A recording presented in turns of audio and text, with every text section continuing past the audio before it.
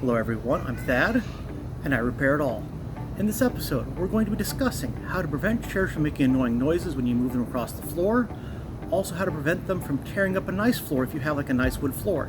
We're going to be doing this by installing a smooth piece on the bottom of the chair leg called a glide. I realized after making this video that not everybody is as good with a hammer as I am, so a little trick you can do is take a block of wood, put it on top of the glide, and then hit the block of wood instead of the glide, and it will work just fine, and then you reduce the risk of causing any damage. Also in this video we have a bonus repair. In the process of installing those glides, I broke one of the chair legs.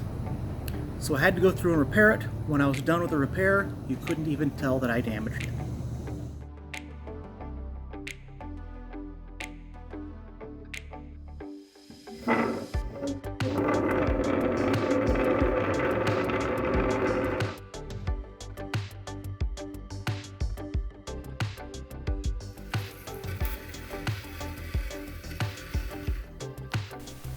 Okay, if you look here, these are the old felt ones. We had some problems with them, so I'm just removing them. If you look here, you can see where the chair itself was sliding against the hard surface. You can also see that we were having problems with them sliding off the bottom of the chair legs. Once they were out of position, the chair started making more noise and started tearing up the floor a little bit. If you notice, the leg is not flat on the bottom, so what I decided to do was I installed the glide on the lowest point to protect the floor the best I could.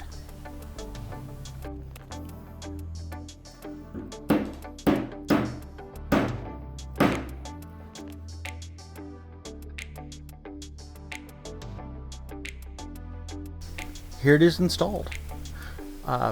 Like most men, I can't do things right according to my wife. If you notice it's a little bit off center, she saw that and was a little concerned. Turns out she hasn't had a complaint since. She can't notice the fact that they're not perfectly centered, so no big deal. From this angle, you can see that it's fairly level to the floor. It makes very good contact. Because of these, it has made the floor much quieter. We're actually very pleased with this.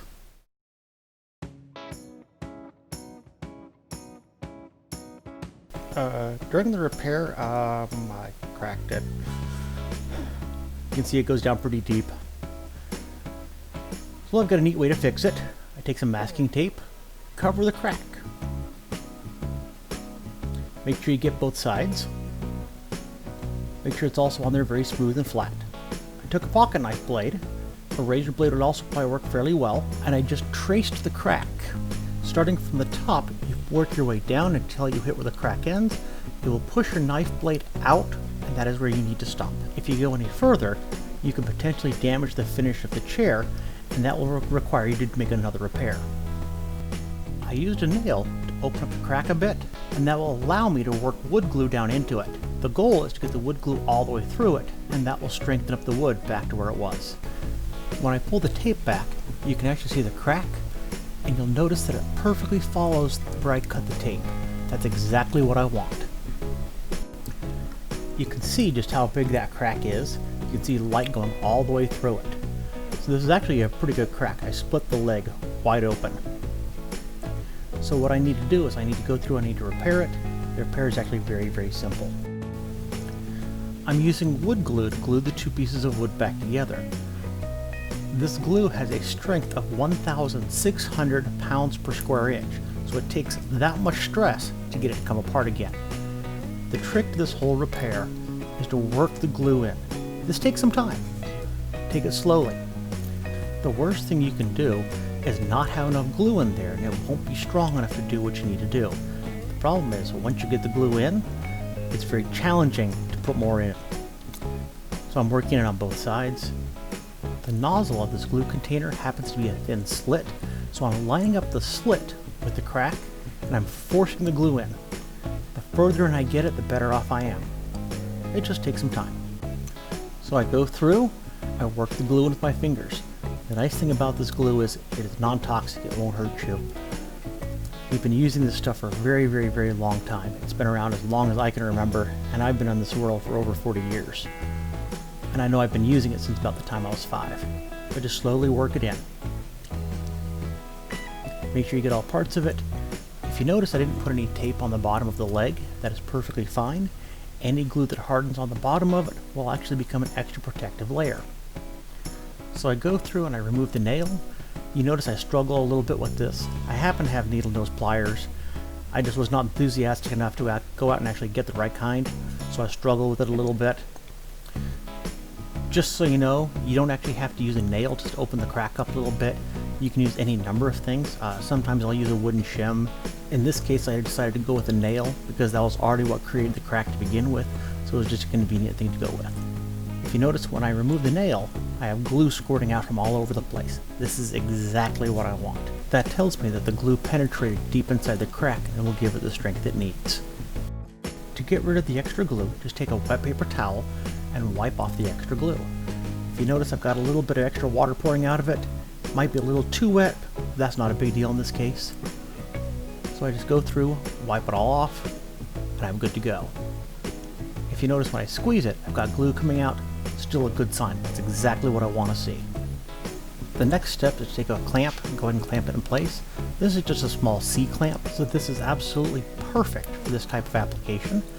If it makes you feel better, you can put a little bit of tape or something between the jaws of the clamp and the wood to help protect it from marring. And if you notice, I've got glue coming out. Still a good sign. That means the glue has worked really deep down in there, which is perfect.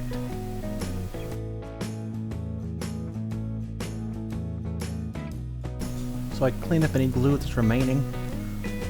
I expect to have a little bit scored out, no big deal. Very, very normal.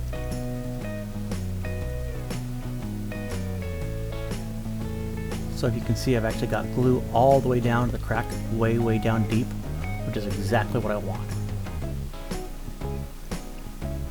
If you notice at the end, the C-clamp's holding it tight. If you look closely, the crack itself appears to have almost disappeared. All I have to do is let this dry overnight, and it'll be good to go. This glue takes a full 24 hours to completely and totally dry. Alright, so I'm removing the C-clamp. I didn't get on there very tight, so it was actually fairly simple to remove. And if you notice, that crack has essentially disappeared. I'm rubbing my finger against it. I hardly feel anything. You can barely see it. Let's check the other side. Same situation. It has almost disappeared. Well, I hope you enjoyed this video. I put a lot of time and effort into making it. I have learned that those little glides work absolute magic on nice wood floors. You can prevent a lot of damage to them.